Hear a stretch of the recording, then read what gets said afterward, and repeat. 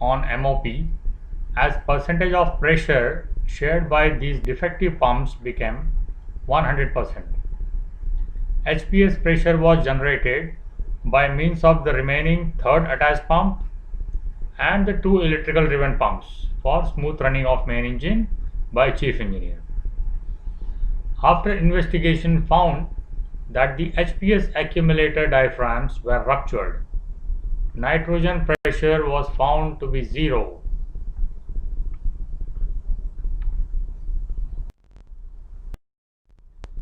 Possible reason: if accumulator pressure is not maintained as per maker's recommendation, it may lead to fracture of the fracture nut, that is weak link, located inside the drive shaft of these HPS pumps. You must keep spare drive shaft or fracture nut.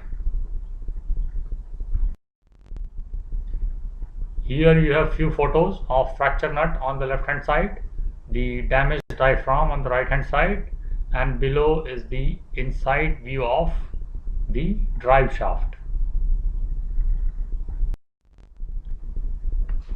Case study 2, torque limiter activated. While running main engine, torque limiter activated, not able to increase RPM. Torque limiter should not be cancelled without maker's recommendation. There can be various reasons for torque limiter getting activated, such as shallow water maneuvering, hull fouling, propeller damaged, rough weather, etc. In this particular case, after providing the relevant data to maker, advised to increase fuel quality offset setting by 2% and problem resolved. Offset value increase means estimated power decrease and vice versa. It's advisable to keep engine in torque control mode during rough weather. Case study 3, exhaust valve sealing test. While carrying out exhaust valve sealing test, it was observed that one of the unit exhaust valve is dropping in less than 30 minutes. Sealing test for exhaust valve is carried out for checking functionality of exhaust valves. Procedure for carrying out sealing test is shown in the next two slides. This test should be carried out every month. Based on the result of the test, decision should be taken to take corrective action. First step is to check the value of channel 34 exhaust valve position in milliamps on MOP. Value will be about 12, approximately 16 milliamps when in open position. If the value is around 5 to 8 milliamps, that means valve is in closed condition. At engine stop, exhaust valves of all units will be in closed condition with spring air supply on. Hence, value of channel 34 will be approximately 8 milliamps. Stop lube oil pumps and close spring air. After closing spring air, note down the time. Also note down the channel 34 values of all the units at that particular time. If channel 34 value increase from the original value, that is 8 milliamps, within 30 minutes to about 12 milliamps, that means the exhaust valve is dropping or opening. Check the value till 30 minutes for all units and record channel 34 values for all units at the end of 30 minutes. List out the exhaust valves which opened in less than 30 minutes and carry out their troubleshooting as per next slide. Here you can see MOP screenshot. On the right hand side, you can see channel 34 exhaust valve position value in milliamps. This is what we need to observe. The most probable cause for failing of exhaust valve sealing test is increased wear of the seal ring of air cylinder of exhaust valve. However, practical experience has shown that there can be more reasons for this. One is defective non-return valve of exhaust valve. Second is defective relief valve of exhaust valve, either set pressure is wrong or leaking. Third is defective sealing oil control unit of exhaust valve. On one of the ship, very common cause of exhaust valve position change alarm. Fourth is increased wear of exhaust valve spindle stem. Fifth, increased wear of seal ring of air piston of exhaust valve. Case study 4. PI, that is indicated pressure of one unit showing high. PI of one unit was showing high. All exhaust valve and fuel plunger stroke are almost same. Has cylinder pressure deviation alarm on MOP? Pmax and exhaust temperatures of the particular unit is high. Pmax still within permissible range, exhaust temperature a little on the higher side. After investigation, found that it was problem with PMI sensor. Actual performance was satisfactory. Case study 5. Cylinder lubricator defective. Cylinder oil consumption is high. One of the unit is found having more cylinder oil accumulation at under piston space, but piston rings are in good condition. Under piston space temperature, peak pressure, compression pressure are all normal. Feed rate, adjust factor and running in values set on MOP were compared with other unit, all found same. Test sequence of cylinder lubricator carried out at port from MOP found satisfactory. Collected under piston space drain and found that one unit is having high drain quantity.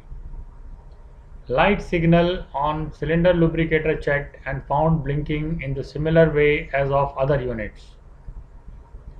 Accumulator pressure checked for the lubricator unit.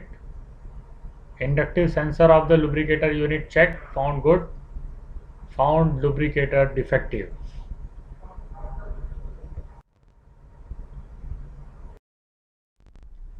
Case study 6. Air starting solenoid valve found loosely connected. Main engine used to fail to start in head or ascending direction sometimes, although rarely. On investigation found that one air starting valve of a particular unit is not operating. On further investigation found that the solenoid valve of the air starting valve of that particular unit had become loose and had shifted out, resulting in starting air valve opening failure. The locking nut on the solenoid valve had become loose. As a best practice on many ships, these solenoids are tied with the solenoid valves with the cable tie. Case study 7. ECS alarm. TACO set A failure. Check if TACO A system is connected with pickup sensor on flywheel. If yes, this alarm is mostly caused by pickup sensor failure. To verify pickup sensor defect, exchange cable from pickup sensor and encoder A in PSA A junction box. If no alarm, that means pickup sensor is faulty. If alarm, MPC or encoder is faulty. Case study 8. Exhaust valve open stroke low alarm. First step, check for mechanical parts like non-return valve on exhaust actuator, safety valve on exhaust valve, spring air non-return valve, throttle valve or orifice in exhaust valve hydraulic pipe. Second is check for electrical parts, that is FIVA valve, exhaust valve position sensor, MPC. Step 1. Exhaust valve position sensor reset on MOP. Go to maintenance section, system view input output test, click CC of that particular unit and process value. Click invalid and valid again. Most of the time problem gets solved at this stage. If not, go to the step 2, HCU function test with engine stop. If only channel 34 value is abnormal, then follow items 7 and 8 as discussed in the last slide. If not, only channel 34 value but also channel 30 and 31 are abnormal, item 6 and 8 needs to be checked from the last slide. Step 3. Mechanical parts inspection. If exhaust valve opening is not completed, check item 1, 2 and 5 from the last slide. If exhaust valve closing is not completed, check item 3 and 4 from the last slide. Step 4. Emergency operation if need to increase RPM. Exhaust valve position sensor reset on MOP. Before coming the alarm again, remove channel 34 plug from CCU. Supervision alarm appeared, no slowdown. Case study 9. HPS system, large deviation from model curve alarm. Possible cause, either MPC, proportional valve or feedback sensor can be defective. Troubleshooting, HPS function test. If only feedback milliamp is abnormal, check item 1 and 3, that is MPC and feedback sensor. If feedback milliamp and local movement are abnormal, check item 1 and 2, that is MPC and proportional valve. Emergency operation, remove channel 70 plug from relevant ACU. As a safety function at pump control channel 70 failure, the Schwarz plate will be moved to full ahead position, that is 100%. Finally, the hydraulic oil pressure will be sufficient and stable. Case study 10. FIVA alarms. FIVA valve position feedback signal failure. Check the wiring from CCU to FIVA inductive sensor. If the wiring is okay, replace the FIVA. Still alarm remain, replace the amplifier. Illegal FIVA position alarm. Check the wiring from CCU and FIVA spool. Reset HCU by MOP. Go to engine, chief limiters, HCU status and reset. Do not reactivate fuel injection until cylinder unit is considered to be okay. Still alarm remained, replace CCU and FIVA valve complete, one part at a time. Illegal FIVA set point, then replace CCU. Case study 11. Fuel oil booster alarms. Fuel injection, fuel plunger not returned alarm. Check the fuel oil inlet pressure, it should be around 6 to 8 bar. Stop engine, check a suction valve soundness and any stucking on plunger. Go to maintenance, troubleshooting, HCU, choose cylinder number, activate fuel plunger and exhaust valve. If FIVA movement is okay, perform one manual fuel injection. If manual fuel injection failed, replace FIVA valve.